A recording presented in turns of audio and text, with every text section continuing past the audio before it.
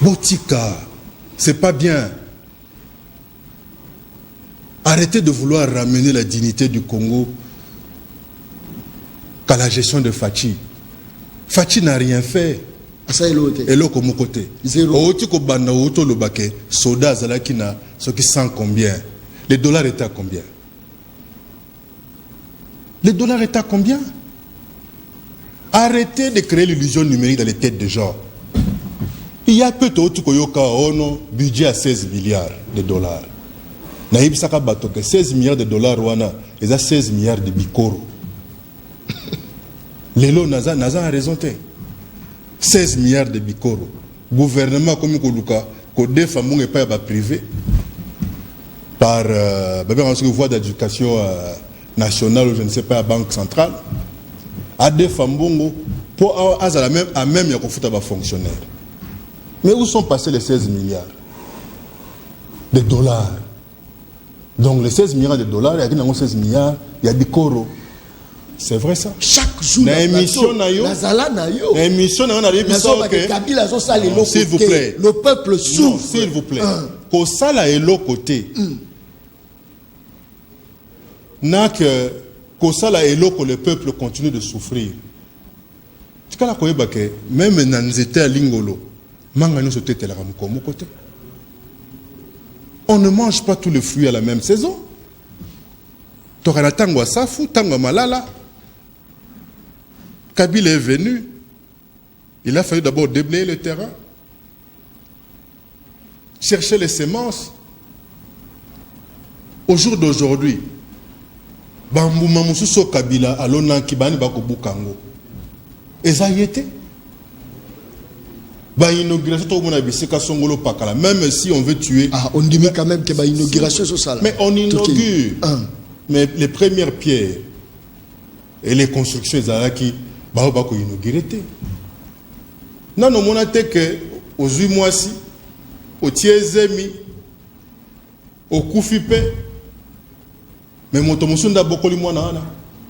Claude Machala, il y a une loi, en tout cas, pendant la période, pendant le régime au Koti, Bamboa, Bazoliama, comme pas possible. Ils allaient na député Moko, à côté de la loi, ils ont protégé Bamboa, Bambo Zoliama, Nia Zoliama Makasi, Kalamingi TRDC, à Gozala na perte ya Bamboa, na Banyao. Loi na isiliko déposame. D'après Yo Claude Machala, comment on a que Bamboa bazolia mama kasi, Bamboa honorable. Écoutez, de par mes origines, je suis Kassaya. Nakosenga ndeko Boris Mbuku a lokate ko dénigrer ba culture ya ba peuple mususu. Oh, parce que Mboa na mona ki ona vidéo moko ba wewa bato na parler du peuple. Yiki n'a pas du peuple. Mais tika ko yeba ke na basankusu bamongo ya basankusu balia ka pe Mboasu danze. Dans le nord Ubangi balia ka Nyau danze. Apprenons à respecter la culture ya baninga. C'est-à-dire tant c'est d'accord si ça pardon. Olodoza Kasaye essayons de respecter nos la culture. C'est comme Machala lia kamboa. Bongo so na lia ngweza mabe. Te ni ma ko lia kamboa. Te na lobi soki na lia mabe za. E bongo soki yo lia ka koba. Nde malamu. Wa za ko lia nyoka nde malamu. Wa ko lia ngando nde malamu tonzombo. Très bien. Mokolela mon abino balandia une très grande émission na dimension ya continent d'Asie, émission nangai, émission na yo, émission ya population congolaise en général. Merci beaucoup Boza et Belé. Boza Rolanda émission Le peuple parle. Bandeko yangai, je crois que actualité et Boza la basée sur discours la Yandeko Paul Kagame d'après le président rwandais, le terre appartenait au Rwanda. Au Rwanda aurait été donné à la République démocratique du Congo. Je crois que ça penza lisolo torobeta mokolo ya lelo, mokolo kaka ya lelo l'Assemblée nationale yiki keza penza makasi na ba loi, je pense loi Tchiani et puis une loi portant interdiction de consommation de la viande chien. Nasir ezaro yinda bato ya bawewa entouré vraiment parler du peuple pour que Luawana et si la kolekate ça vraiment les solo toko beta mokolo ya lelo na katia plateau il y a émission le peuple parle ya mokolo lelo bandeko ngai tozali na mwana Congo Claude Machala zali cadre na katia parti politique ya monene ya PPRD ye mututuzana ya na katia plateau Claude Machala mbote na yo mbote ndeko bonne santé nzamba osala. Voilà, mais c'est sa condoléance parce qu'après il y a un autre qui a beaucoup de temps. La boîte m'a tangé pour la cate, mais un de la biso banso, tika été tout continuer la vie. Merci beaucoup Claude Machala. Je pense que tout ça là moi ba élément moi belé Nasima Kabila basika katem tu bazali ni bali pe bazali. Ne tu as les bossons na yo. Donc mo bali alors au vrai sens du terme quoi. Donc anti-Nyangundu, anti-Banda, donc toi, dojo moi me sentir mon côté. On les a été vous avez un pouvoir, est-ce que vous avez un pouvoir? Na botamara na pouvoir. De par d'abord mes origines, je suis un chef coutumier. Je suis dans le peuple, avec le peuple, et c'est le peuple qui constitue le pouvoir. Oh, tu tiens qu'à liboso, balawa balocataire, ngonga ekoki. Poser préavis d'abord et puis au tikali bisondako tozu locataire mosusu yango pende ko salema na janvier 2024 d'ailleurs. Est-ce que tu le bakeno parti de paix c'est réduire bino silence maintenant la PPRD attention, je pense que sans impact non comment que sans impact. Bon, on a sans impact, tous à la sans impact, au bien singa sukopoani. Na yoka ki obande mission le big mission à dimension songolo pakala. Bon la dimension na émission na omo benga pe banfouefou. Na ndimité. Donc soko bengi singa awa c'est communiquer naza donc tozali. Mais tozate parti politique to opposition ya ko tumba Transco ya ko bamba tumabanga cocktail molotov to pied bandako ya bateau toza opposition wana te to ali opposition ezali pona ko contribuer à la reconstruction et la reconstruction doit être permanente. Donc moi ndambo tozi tozui o esi salami te tongami toza wana te pona ko bebisa to ko buka to ko tumba yango.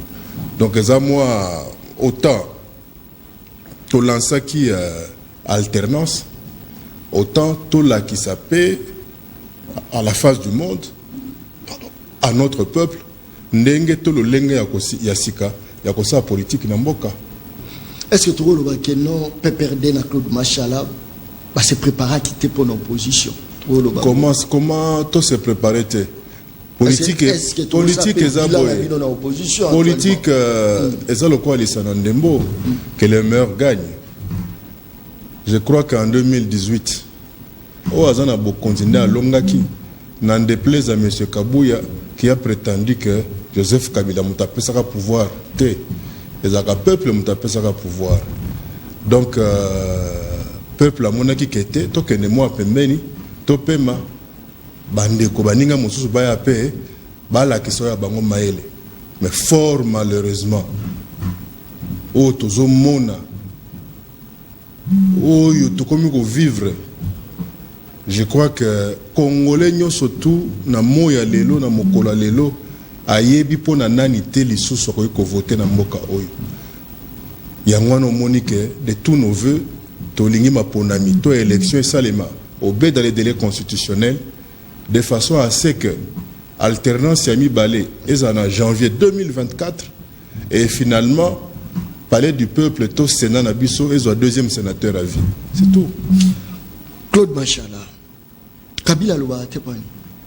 Mais Kabila Koloba Nini pas Koyuko Bakisa. Je crois que oh toza ko mona biso moko zo te biso. Oh toza ko vivre. Eza makele kutu koleka vuvuzela koleka taba chakuno soto amokeli.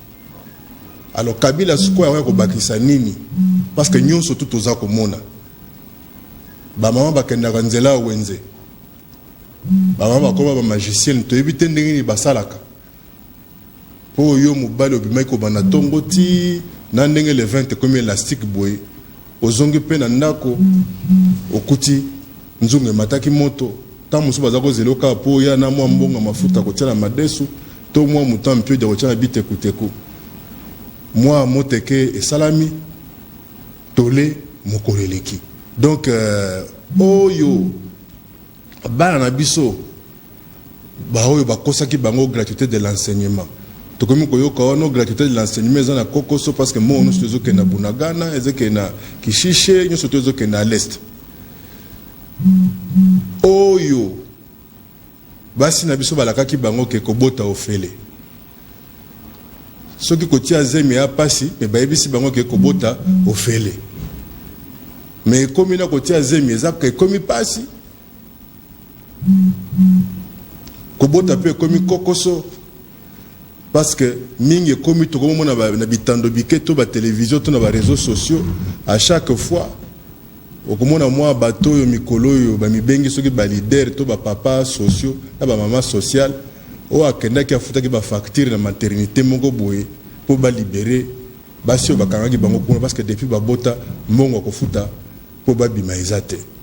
Je crois que o eza ko salema na est ya mboka Congolais nyonso tout ezala atanga to atanga te tokokota wana et nasilisa ayebi otoninga pona nini Kabila za koloba te yana lobike akoloba et puis ça qui question piège akoloba mokolo est-ce que vous allez préparer pour l'opposition parce que opposition baba za raté yango opposition dans la vie il y a plusieurs formes sortes de langage. Même le silence est un langage. Même le silence. Et ça, le silence, nous dérangeons beaucoup de leka. Makelele ya wenze. Silence, ce qui m'a lobaka. Mais ce qui m'a lobaka, c'est silence. C'est silence paix. Aux hommes, on a. Pour aller dans la motoso à côté de cimetière, la tikali moko. Silence ou un cimetière, les banques sera poignée. Pourtant, mutakoloba zate amonda bawa, mutakoloba pas à la kate. Et bon, pakati mbango boy. Oh non, na moni omoni nani. Je crois que il y a des discours dont on n'a plus besoin aujourd'hui. Moka oyo et Koufi pona ba discours ba français milai, ba je les connais. Je crois que Moussala Ndele ka toujours maloba na ebele. To boy français paye infraction ba maquette. On va commencer à Wenze. Année passée, la kaki bateau sur poulet béton. Ah, tu éviter ce que bon année aux adendons béton. Donc, aux hommes on a surtout un peuple nabiso assis a commis tellement mûr pour que Yemoko a constaté décision ni nesengeli azwa kalamingi tewa en décembre 2023. Décembre 2023 pour l'année. Ma ponamit. Et bon, ce balobi, mbonga ma ponamit, Claude Machala. Tosila kolobake, oya koluka lo balelo ko wana tika koyebake, ata pakoli dongo dongo, nzoto mobimba. Ata pakoli ze ya mbembe, abakisi mafuta nguma, to ake koluka pomade ba pasteur ba koma ko sala po ba glisaka spirituellement wana. Glissement ezate. Est-ce que tu as vraiment face à Makambo Bino Bosala Kala le 24 Kokata les lots. Tolélité. Biso tozo sa elobeo ezana kata constitution. Liboso constitution c'est ça qui toujours. Mais vous glissez qui au moins. To glissate. On n'a jamais glissé. Je crois qu'il y a eu des préalables prévus dans la constitution. Joseph Kabila Kabanga a pratiquement des faits. Il y a ma prérogative na yemingi. Sinon, te ndenge nini badi banga comme premier ministre, to Bruno Tshibala. Donc et puis l'actuel chef de l'État. Oui, nous sommes de Bantou. La personne du chef Thomas Lobo ebimana monoko mokonzi ya mboka tatango na nazwaki bongate ezalaka sacré. Po Yezu kutova botama déjà Jean-Baptiste le fait kabetaka lisolo. Azaki déjà roi, Azaki déjà sacré. En 2016, Félix Antoine Tshilombo Tshisekedi, farouche opposant ya Joseph Kabila Kabange asila kolobelo komoko oyo biso tokuti na kata tiroir comme héritage na kata opposition une sacrée jurisprudence à l'obaka boye pour interview à salamwa mingi mais parmi les interviews biso to kangi oyo na kata tiroir penza alobaka na moko na ngo alobaka boye soki élection ezate c'est-à-dire Joseph Kabila pe akozala te omoni obalobaka ulu wala lobby eza ya nkolo le karma existe donc ce que élection exacte en décembre 2023 c'est-à-dire que Félix Antoine Tshilombo Tshisekedi pe akozala te na mécanisme nini parce que bino bosangola te oza même pas la carte d'électeur mais est-ce que d'abord Seni ezali parce que ce Seni ezate bozela maponami po banani mais parce que constitution esengi ke na décembre maponami ezala yango no moni tongo midi pour que to ko sengo be que consensus ezala parce qu'il n'est pas trop tard pour to créer Seni moi na mboka Kadima aza ko diriger cellule de base moko à IDPS wana eza Seni te voilà selon yo eza selon la population atayo moko to moiti bana 6 ans soki wapi wana baza ko enrôler bango to moni mituka muso esala accident et pas ibabimisa bibembe ba blessé grave et pas ibabimisa ba machine ngo ya ko s'enrôler ba carte de l'électeur vide on a rompu nga ba kangaki moto moko na 350 cartes tango ba monaki machine soki na ndako soki na kikoso ya nani je crois que soyons sérieux nous avons besoin d'une CENI qui puisse garantir la crédibilité, l'inclusivité, la transparence aux prochaines élections. Or, jusque-là, CENI est athée. Il y a juste Kadima avec une bande d'usurpateurs qui jouent à la CENI sans en avoir le talent.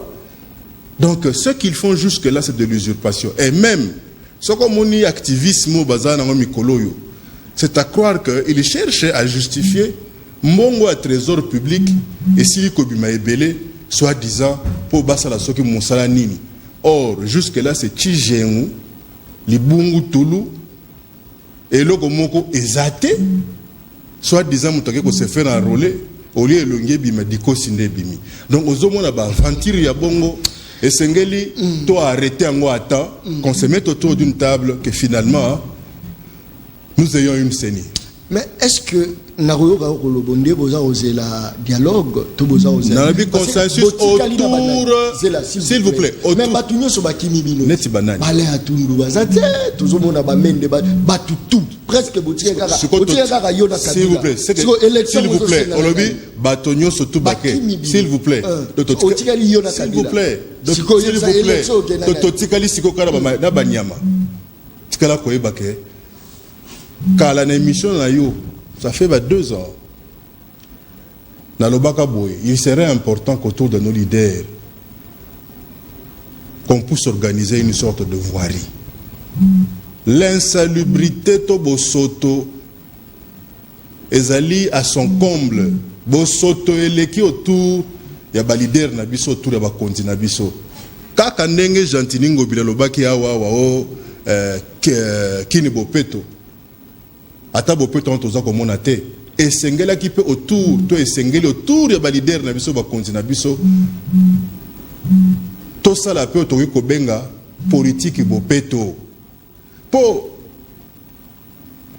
au jour d'aujourd'hui qui sont membres de l'Union sacrée ezaka ka bato moko wana o ba kimi pa ya Kabila s'il vous plaît tokeno Union sacrée tokeno place na kena na logique na ngai na ko kende logique na ngai est-ce que je peux parler mais attention erangolo yebela yora na ebisa yo nano moi te na famille moko boye bao bakendaka catholique bazali bao bakendaka église de réveil bazali ba musulman pe bazali mais awa toza na problème il y a salité kolongola bosoto et la nature est créée d'une sorte d'autovoirie mbindo nyonso to ekei bato ya mbindo bakanisi ke soki bakei union sacrée peut-être fachi akoza savon nyonso to marsavuko asalaki mokolo wana po asokola bango bakoma pembe ba dossier nyonso toyo bazalaki nango ekufi. Union sacrée comme une sorte de décharge publique.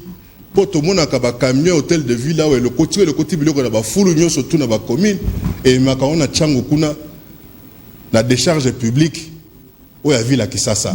Donc pratiquement union sacrée c'est comme une décharge politique. Omoni et pire encore bateau zotanga ba kombo wana ata mon côté atiki vide. Et quand ça la passe soko ke yo tiki vide. Mais ata mon côté atiki vide. Et avec le quoi ba primangondo, ba chaer, ba coopérants, des opportunistes, des gens qui étaient venus autour de Kabila plus par opportunisme que par conviction. Est-ce que mingi parce que yo ba solliciter bango, est-ce que tout le besoin sont en jalousie? Na na vie privée na ngai so ba solliciter kingai. Et aiza awate na ko beta li solo nango. Et mingi soko tali ba solliciter ki bango te. Et ye moko fachinde ngaza wana ayebi. A mwana mokete a vrai kinois aza yaya soki bake kuna bakanisi ba kolekela esprit peut-être ndenge na ba domaine musu ba lekela Kabila ba kosutuka ba kodame penza lipa bacha mwamba na zelo. Et c'est trop le OK Pépère Dazo souffrir crise d'homme. Comment ko belo ko bongo c'est-à-dire nga obengi nga nazani taba momi to taba de émission no mo benga ba taba. Parce que vous avez belé yango bandolo ba kesima Kabila. Mais porte ça toujours ko fongama. S'il vous plaît.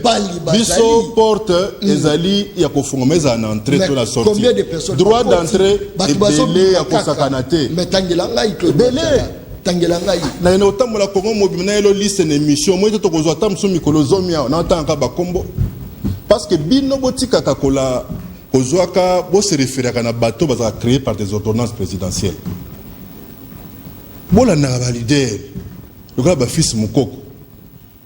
Ça, c'est un leader d'opinion. Fils Moukoko. Par exemple, c'est un leader d'opinion. Vous allez comprendre. Il a besoin de 23 heures que maman a comme autant d'ordonnance Mikolo. Attends, comment est-ce que Tina, ce qui nani, et par ordonnance présidentielle, la constitution, comme populaire, c'est quoi. Mais il na kimobola na ye déjà za leader ozo comprendre bato bongo tozana bango ebele alors bato mosusu bino boyebi bango puisque mwana kazina salisaki ye noko na ye tata na ye asalaka ke akoma na bongo songolo pakala. Moi j'ai du respect pour des gens Oyo sent que à l'écana ordonnance présidentielle, au moins il y a comme leader d'opinion. Aujourd'hui, l'équipe lokola Jimmy Kitenge. Aujourd'hui, l'équipe nanga lokola Henri Magie. Ordonnance présidentielle en gros signé comme mon colonie. Pour les loyaux, ceux qui aza kolo ba tupe ba vandi baza koyo kaye. Bazu moto lokola yo John. Yo mokolo bi awawa. Sans fausse modestie, émission na yo est une dimension à Asie. Continent d'Asie. Continent d'Asie. Ce qu'on peut comme monnaie est continent d'Asie. Tout ce qu'on a été arrêté à Mouyaya, a signé et ça les comme Ozawana. Donc Batomingi, c'est comment dirais-je, c'était feu de paille. Moi, mon toya, fongoli, mami, sorto, mais la souris biloko, l'état, pekisa mingi wana. Oh, moi, je suis docteur, professeur. Non. Yezo tanga. Pour que le leadership ne tire l'eau.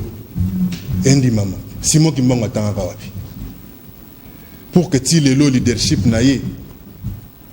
Patrice Emery, le m'a tanga. Bon, kassavou.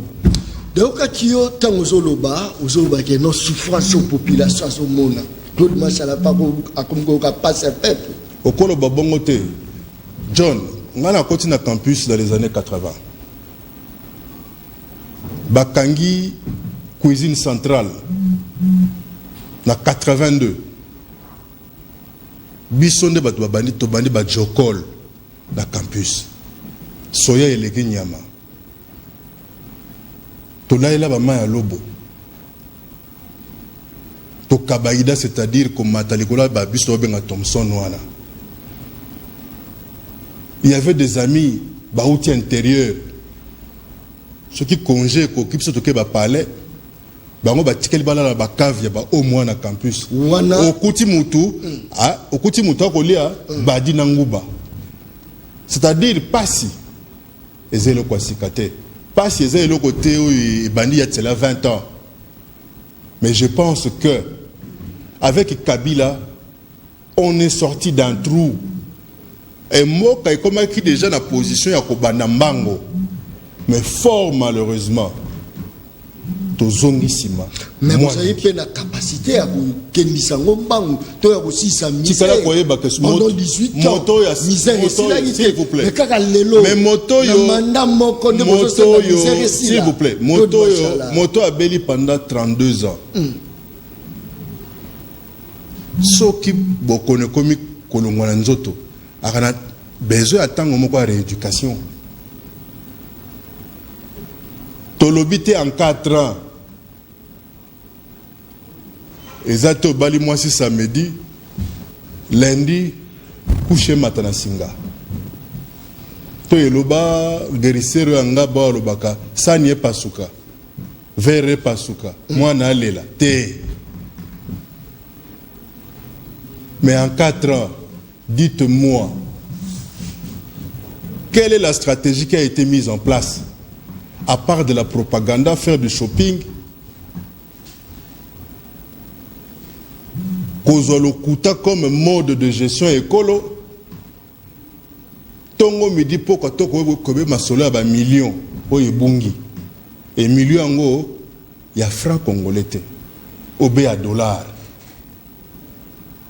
Soko kena makala par exemple au kutobe bano ba ibaki ba chombo ba commissionnaire ba ndako ba rulaki ba locataire 5 6 7 mais bateau ba yibi ba millions wana aza koti na tongo na midi abandi pulu moko eza spécial et sengeli ba évacuer to akende soin moko particulier en dehors ya prison. Donc en 4 ans oye salamiza ba dégâts moko ko sakanate. C'est-à-dire au lieu de gérer le pays, on passe tout son temps il y a qu'au prouver. C'est d'après Claude Machala, bilan est vraiment largement négatif. Bilan coûte zate. Bilan coûte zate. Na boite ata l'échec à na bulletin. Mais je crois que l'échec oyo a roki mana ko za bulletin wana. C'est d'après yo bazong c'est la bilan. Bilan vous continue. Bazongi c'est la peuple. Parce que quand vous lobby peuple, lobby époque ils a ba millions. Mais c'est époque peuple, époque la bilo millions, to ka ba 32 millions ba snel ba bloc belé. Mais to kidnapper na prison to kutaka ka bana sirage. Nandimité que kutaka bana sirage. Mais bata ba 32 millions wana.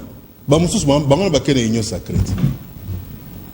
Ah, on dit quand même. Époque la bilo pe ba millions zalaki. Non. Mais ba kene union sacrée. Le montant record né yango wana.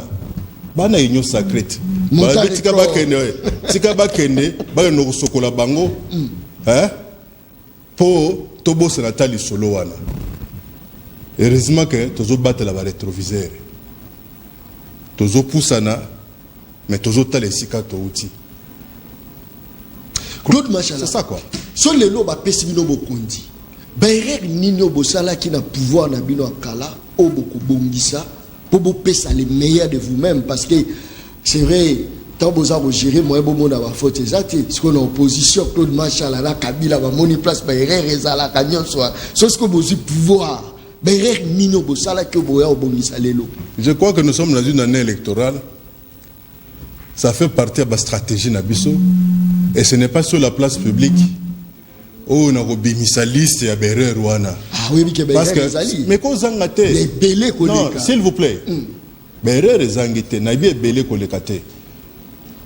Tout ce qui est fait par l'humain est toujours perfectible. Il n'y a que Dieu qui est parfait. Pour atteindre ole soso, tole ole akaka misuni, suka suka, atome la akaka champagne. suka okenenzela ya zongo. Ce qui zongo ikete, zongo inene. C'est pour dire que tout est limité quelque part. Donc, si nous avons commis des erreurs, nous avons la liste de nos erreurs. Je ne vais pas étaler ça ici, de peur que certains de nos concurrents potentiels aux prochaines échéances Bateyama et leur discours programme, le moment venu, tant au Seigneur que ça les maïke, si le goût, il y a campagne. Et comme le coup là, bazo tricher, bisoto tricher bango. Donc on est prudent de ce côté-là. Très bien. Merci Batouaza Kokomape de partout. Mais toujours côté actualité, Assemblée nationale, moi qui ma casse par rapport à la loi. D'après Yosso Lobio, ça analyse et l'Assemblée nationale au Parlement, quand même, ils ont meilleur. Quand même, le Parlement, à l'époque, ils ont le pouvoir. Je crois que s'il y a lieu à dépravation politique ou de mœurs en ce moment-ci, attaché à échanger comme je m'appelle Kalombo, tu as Cheta, tu as Paka Djouma, tu as une union sacrée et puis tu as parlé du peuple. Donc, ce plus médiocre de parlement à la chambre haute ou la chambre basse. Mais c'est que je constate. C'est une caisse de résonance. D'abord, la majorité qui y siège, c'est une majorité illégale. Parce qu'on ne saurait créer une majorité durant une législature. Or, ils ont accepté de constituer cette majorité-là. L'effet seulement d'avoir osé cette usurpation fait que ça soit un parlement vraiment déplorable, puisqu'on nous a toujours dit que la fraude corrompt le tout. Donc, c'est pour dire que c'est vraiment un parlement qui n'existe que de nom, hein, très palissadé, très corrompu. Voilà, c'est ça. Très bien. Tomoni loi de père et de mère, loi Tchani.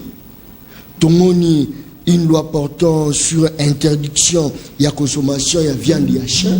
Et ça, quand même, la loi moko innovatrice au Bayenango, juste pour ça, que non, Congo est quand même bien représenté. Oui, d'abord que concernant la loi Tchani, Nasila Kolobake pour Nangai, la loi Tchani est incomplète. Et ça, Dongi. La loi Tchani est Mambeta.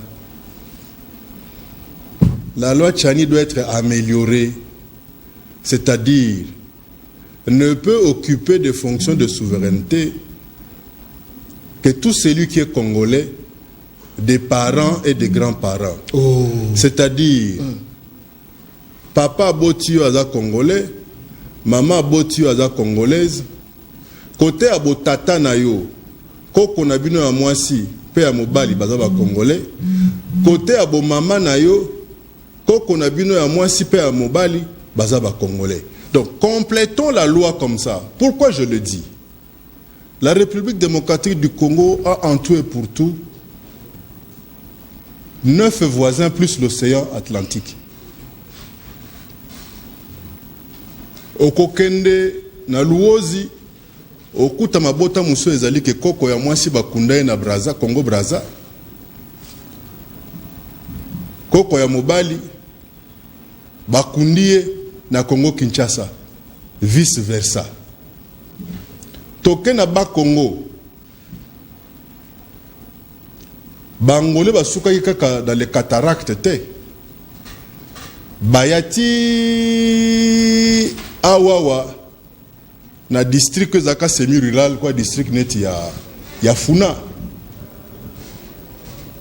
toyebite babotaka na banani bano bango babotaka wana baye kobotela bango bakoko na banani toyebite okena Kinchuka babeka Kinchuka pêcheur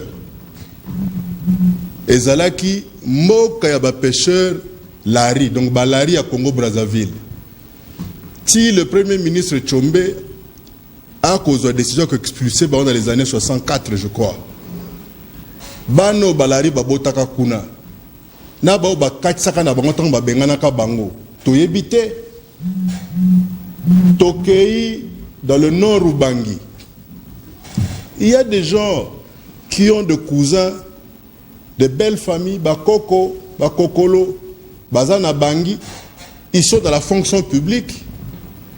Comme paix, ils ont un bateau oyo, bazana ba famille, nangambo ya RDC.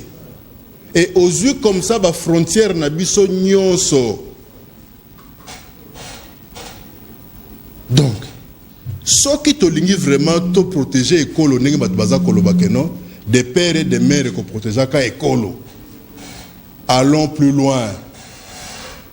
Des parents et des grands-parents. Bon, au moment où c'est facile de dire. C'est-à-dire, loi n'est pas bien que vous les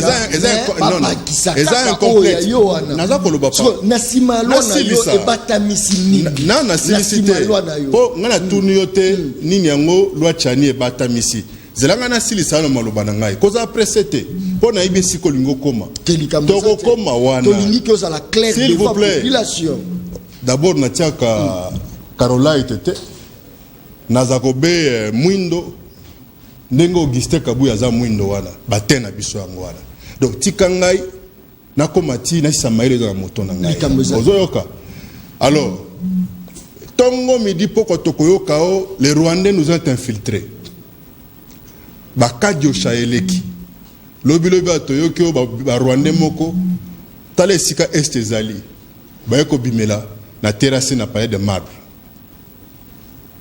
Kadiosha et ba Rwandais baza infiltrés. D'accord, ce sont des infiltrés, mais bani baza soutenir le Rwanda. N'est-ce pas les Occidentaux et l'Amérique, les États-Unis d'Amérique? Alors, que font tous ces Belges, Français, Italiens, Allemands, Anglais, Canadiens, Américains dans nos institutions? Bazali? Mais ces gens-là qui détiennent de double nationalité, alors que l'article 10 de la Constitution est plus que clair. La nationalité congolaise est exclusive. Elle ne peut être détenue concurremment avec aucune autre. Mais quand un Belge a une institution, une banque centrale, un parlement, un gouvernement, n'est-ce pas aussi un infiltré? Parce que c'est le même infiltré là, c'est le même Belge, gouvernement Mokanaye, ils ont soutenir le Rwanda qui nous agresse. Les Rwandais sont des infiltrés et tous ces individus-là qui détiennent de double nationalité. Il y a Bamboka où ils ont soutenir Paul Kagame. Je donnerai l'exemple, par exemple, tous ceux qui sont français. Ce sont des infiltrés. Pour il y a peu, nous avons appris que la France avait fait que l'Union européenne puisse soutenir pour 20 millions d'euros le Rwanda. Donc, les seuls infiltrés ici, ils ont mais les Rwandais sont avec qui? Claude Massalazo soit défend aussi à Rwandais.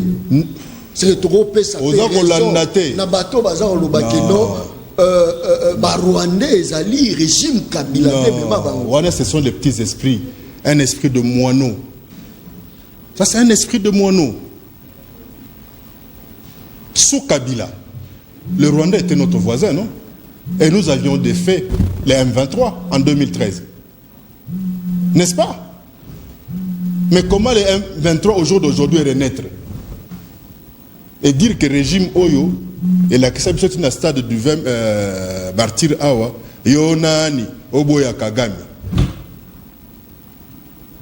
Kagame, c'est un individu, c'est un système qui passera. Avant Kagame, il y a eu Abiyarimana. Et nous avions de très bonnes relations avec le Rwanda. Un jour, Kagame passera. Mais le Rwanda, lui, va rester dans cette position-là.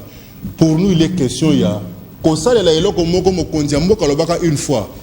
Malheureusement, na comportement na yé, na bizaleli na yé, na façonné à gérer, a aidé à ce que l'Okwane se réalise.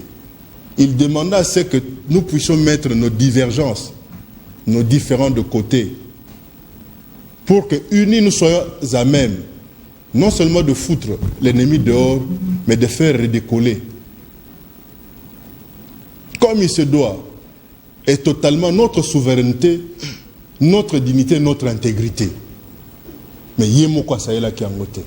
Il a lancé une très bonne idée, mais qui bonga yeleki. Et là, on est sous qui obé maquette. Et sous qui obé discours à français moulaï. Je crois que nous devons nous assumer. Arrêtons avec ce complexe du Rwanda là. Ça devient un complexe. On est infiltré. Mais les gens qui soutiennent les infiltrés, vous les acceptez, vous travaillez avec eux.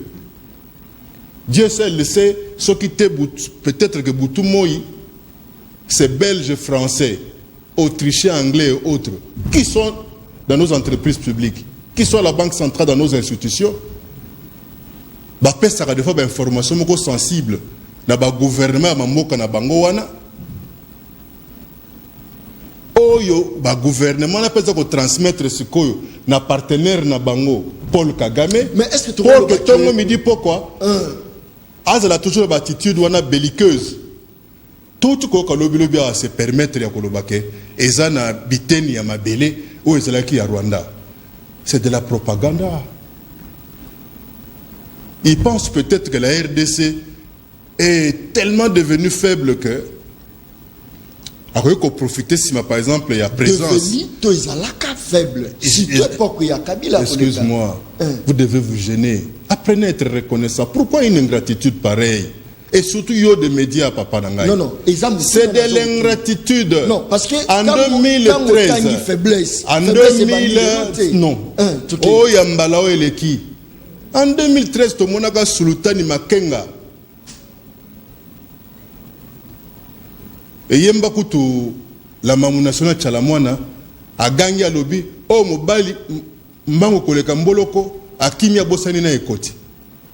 Les M23 ont été défaits. L'histoire est là. Vous devez changer l'histoire. Arrêtez cette propagande-là. Défait pendant que l'armée était infiltrée. Comment l'armée est infiltrée? Mais c'est quoi le gouvernement est infiltré? Nabanani. N'a double nationalité. Oh. Parlement est infiltré, n'a double nationalité. Bana ba passeport, il y a ba mboka oyo eza ko soutenir Paul Kagame. C'est un autre débat aussi. C'est facile. Comme il y a la rwandophobie, il faut qu'on le voit à Rwanda, Rwanda, comme ça elle a clamé au public, ça énerve. Mais pendant qu'on s'énerve, pendant qu'on est prêt à se soulever, tout le cas, créer un moment de lucidité, tout pousser le raisonnement un peu plus loin. Tous ces Belges-là qui sont là, qui manipulent l'argent dans ce pays, ne serait-il pas de mèche avec Paul Kagame via le gouvernement Bamboka na Bangowana? Mais ce qui peut tout cueillir, c'est les talibans français, bazar au sala ba déclaration, mais Paul Kagame a réclamé même Mabele et Abisso. Mais justement, mais il se cache derrière le gouvernement Mboka na Bango. Vous êtes sans oublier qu'il y a eu un président français, un ancien président français, Sarkozy. Aza parmi Batou, il y a la théorie que le Congo est tellement grand pour qu'il ne soit géré qu'au départ de Kinshasa.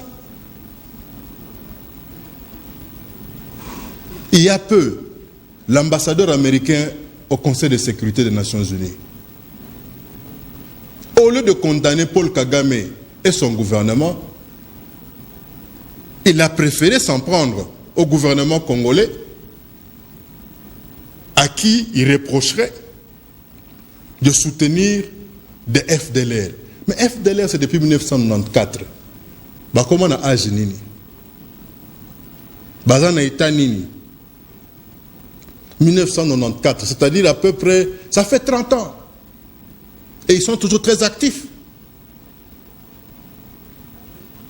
Soyons sérieux. Apprenons à nous regarder en face, tala tala. Apprenons à nous lire pour nous délivrer nous-mêmes. Et loko yo Socrate ako benga la maïotique. Introspection, faisons cet effort-là. Mais vous, naza musulman n'allez à Kangoulute, Tonga allez à Kangoulute, mais allez pas na jambon. C'est stupide. Mais est-ce que effort nini tambino wandoje lelo na osala kaka toujours que la comparaison dans l'actualité toujours que tarangonda mundamu Kabila atiki soldat na 165 000 francs congolais. Kabila tiki soldat aza usoma na teni na botine Kabila tiki soldat ya bongo ne Kabila atutaki poitine ka kobunda etumba namboka lwa Rwanda akopakatisa ki M23 mbangu na négociation tout ça qui guerre boye M23 qui je crois que monaka ce qui se passa na colline ya Chanzo botika koluka ko changer mémoire ya bateau botika c'est pas bien. Arrêtez de vouloir ramener la dignité du Congo qu'à la gestion de Fachi. Fachi n'a rien fait.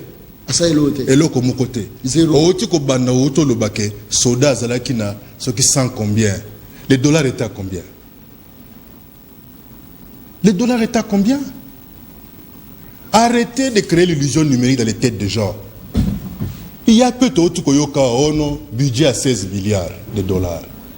Naïbisaka batoke 16 milliards de dollars wana, ils ont 16 milliards de bikoro. Lelo naza a raison te. 16 milliards de bikoro. Gouvernement comme Koluka, ko défend et pas privé par voie d'éducation nationale ou je ne sais pas banque centrale. A défend bongo pour à même ya kofuta ba fonctionnaire. Mais où sont passés les 16 milliards de dollars? Donc les 16 milliards de dollars, il y a 16 milliards, il y a des coraux. Arrêtez l'illusion numérique. On a EPSP, enseignant 50 000 francs. Mais 50 000 francs, ça, arrêtez de créer l'illusion numérique, c'est très dangereux. À quoi ça sert d'annoncer avec pompe que soda comme à 500 000 francs? Mais tant que soda bimia le bimia qui tient mongongo, il sait que Moulangi Moka Masanga est à 5 000 francs. Et où on a cité? C'est d'après les aventures. Mais les aventures. Elles ont souka na moana, souka na mouf, souka na skit. Heureusement que Congolais a comme un système de vision longue. Donc Yuma a barayanke. Mutabatami. C'est ce qu'on est en train de vivre, Papa Nangaï. Aimons le Congo. Totika Kibongaï. Totika Kibongaï. Topé sa peuple chance. Et la seule façon à couper sa peuple chance. Matiki Soda na 165 000. Mais par rapport au dollar, s'il vous plaît, Kabila un salaire c'est quoi? S'il vous plaît. Sokoto. Mais la mauvaise gestion, Nakati Mboka, la mauvaise gestion, c'est ce qu'on appelait le mal. Zaïrois en fait les 10 fléaux.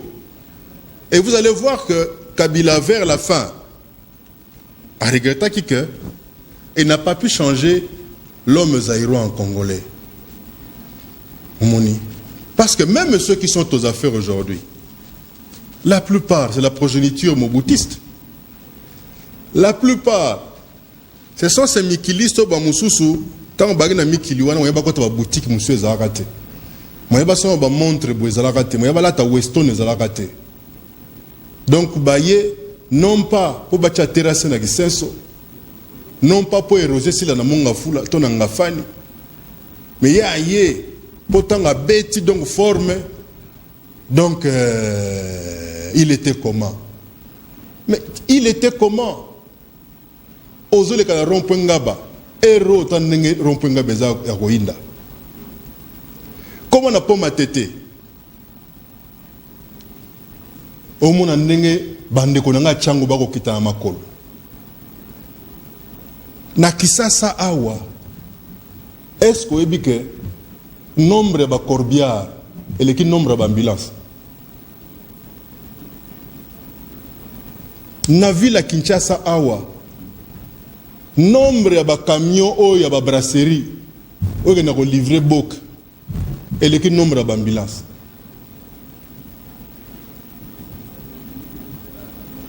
c'est là exercice moi moké Claude Massala nini to ko sala biso RDC pour le lot misère ici là na peso ka exercice karamoko tala caméra exercice est simple tuki d'abord bomoko nde ça que misère ici d'abord bomoko ce que bomoko to komi mutu moko jamais na ko sepela na mona moninga na pasi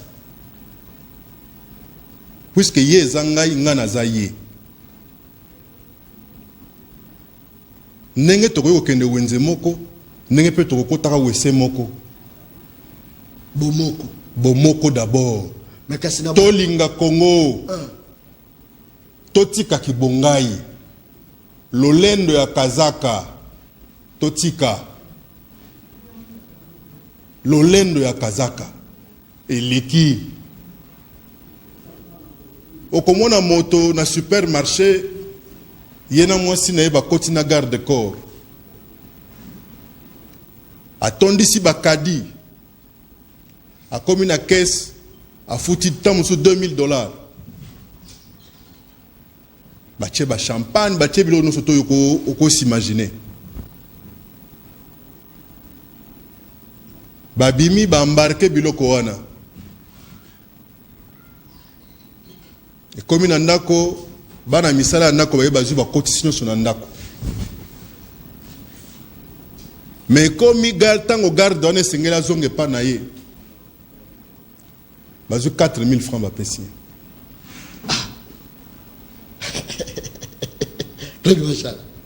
c'est-à-dire biloko basombaki batumbi misuni kuna basoso baminganza tout ce que tu veux mais bao bako assurer sécurité à lopango to basaka lopango baza kuna na guérite bakalingeleki bango Thompson. Je sens vraiment souci à peuple. Ce n'est pas que tu sens ça. Est-ce que les hommes politiques congolais, baza bien en opposition, mais il faut ça faire. Je sens vraiment Claude Massala, on du peuple. Peut-être les lots vont voter pour mieux. Parce que moi j'ai été élu en 2011. Élu? Oui. Siégé aussi. J'ai été élu. Tant que j'ai parti que j'ai été élu. Baebi nko basala ngai. Ah basala yonko. Oui. Et banda lelote. Na lobi ke baebi nko oyo basala ngai. Na suki wana na ko biso boye. Ngai John azwa chance ya kokola dans les milieux pauvres et dans les milieux riches. Nga na ebi ni bikedi na ebi ni nzika na ebi ni tomboka tomala lidame. Comme na ebi ni caviar, biscotte, champagne. Saumon et foie gras et compagnie. Nazu chance wana que na kova na matete. Na mona on est britannique penza. Donc le boko pe lokolo. Na saluer écoute est grave. Ayebina marai.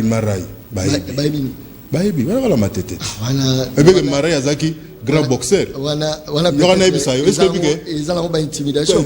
Mais Claude Massala est-ce que bige marai c'est un grand boxeur. Mutama sanolo kola yo. Et là, il y a chance, ce qui fait que moi, souci, je sais comparer. Je sais le 20. Père n'a PDG pour l'État pour ne pas français. Mais j'ai étudié au collège Albert Ier. Après le collège Albert Ier, j'ai étudié à l'Institut du Mwamba. J'ai un très beau et très bon cursus. Et j'ai fait des meilleures études supérieures et universitaires. C'est-à-dire, Nazui, moi, je comparer. Les lots parmi mes enfants, il y a 6 mois universitaires, dont 2 PhD. Donc, Nazan a moyen de comparer. Il y a moyen de comparer. Claude Massala, est-ce que Claude Massala a fait l'opposition par accident?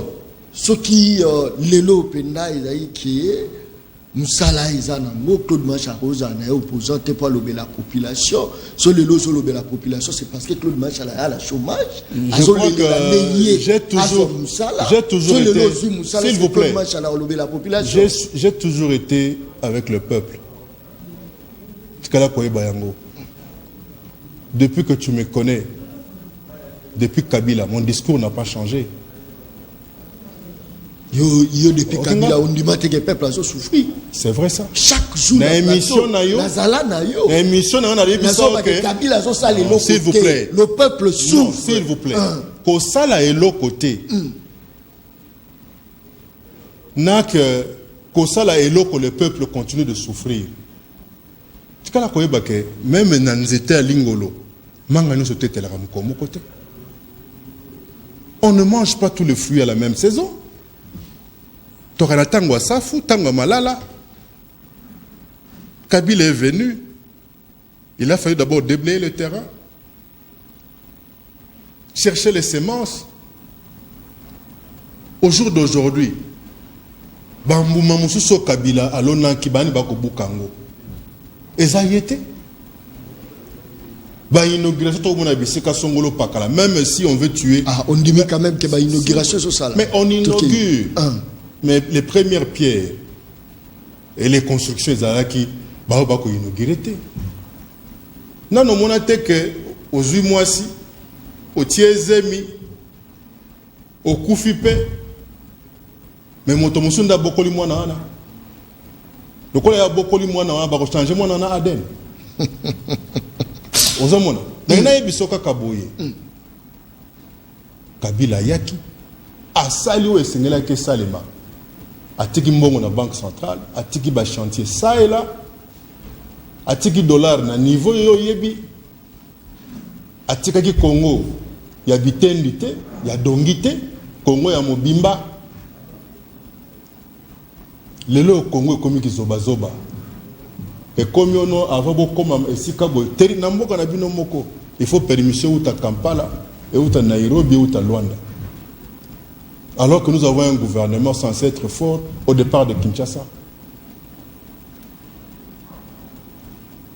Kabila tika ke ekolo ezaki obe mobimba. Mais lelo yo, tala lelo yo. Tala lelo yo. Heureusement, le peuple a compris. Et Congolais nous surtout asili déjà koyeba. Pour nananité, jamais voter les sous. Ayebi. Et à la combo. Il y a motowana, il y a batowana, ou jamais voter, votera bango les sous. Moko na bango. Congolais nous surtout ayebi pour balexaker mingi na. Très bien. Claude Machala a confirmé que PPRD a okende Maponami. Mais avec quel candidat? Avec quel candidat? Il faut d'abord. Et ça, la bateau va se prononcer. S'il vous plaît. Et ça, la Martin Fayou, la candidat. Avec quel série? Mozitu, la candidat. Président Félix Antoine Tshisekedi, la candidat. Va se prononcer. Mais n'a pas d'abino. N'aurait pas Daniel Safo à se prononcer. Au sauté point. Il n'y a pas un candidat président de la République. A-t-il jamais renoncé?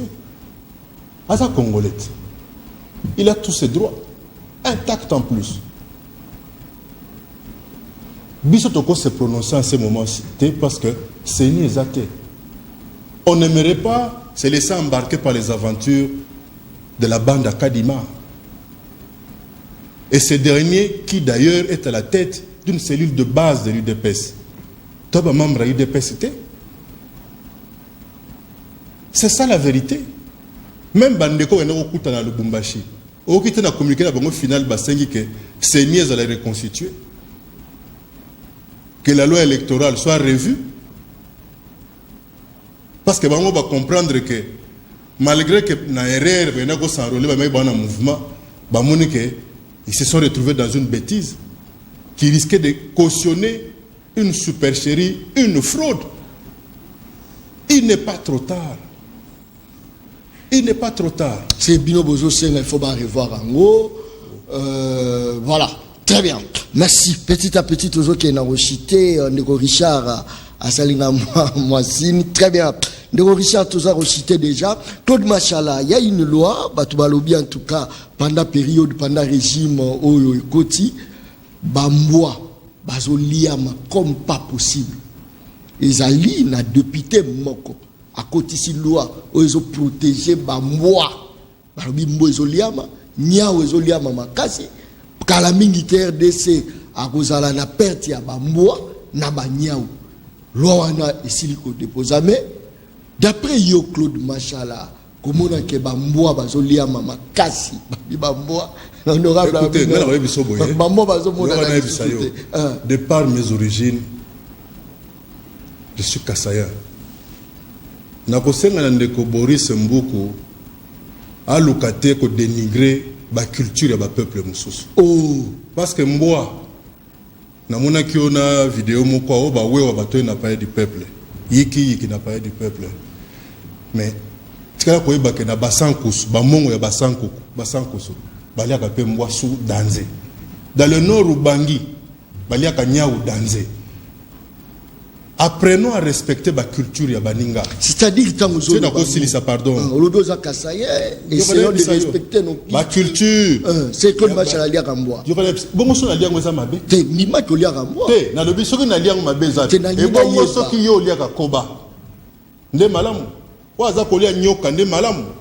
Wa ko lia ngando nde malamu. To nzombo nde malamu. To kuna na bambunze ska ba ko lia banzima. Ebi nzima. Nzima zali Mboa zamba. Nde malamu. Je crois que apprenons à respecter les cultures des autres. Mboa, il y a des pays où l'élevage en bois est allé, comme en Asie. Mboa rozala akobunga ndenge nini. Pa nyamo ba ko boko la épée. Alors Boris Mbuku.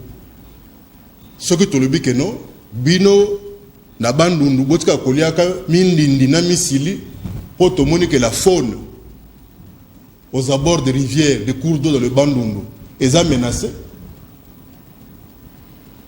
To bino ba mongo botika ko bina sundama. Oh bino baluba botika ko bina mutwash. Ti suka tokoyoka ono mama moko ayepe na elwa pas aza député pour protéger les filles vierges. Claude Machala. Très bien. Merci beaucoup Claude Machala. Tu combines sous l'émission Les Peuples Parlent. Dernier mot. Dernier mot, ils ont dit que l'élection est allée en décembre 2023. Parce que janvier 2024, c'est la deuxième alternance.